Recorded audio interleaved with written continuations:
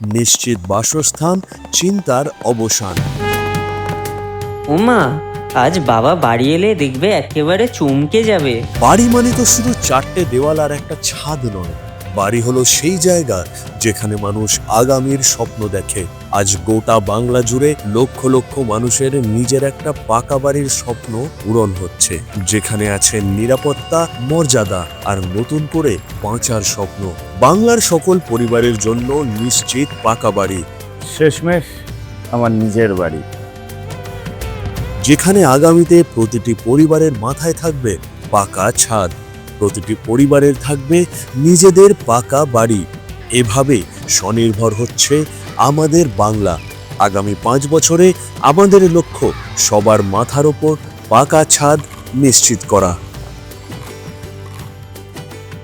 দিদির 10 প্রতিজ্ঞায় উন্নয়ন হবে আমার বাংলায়।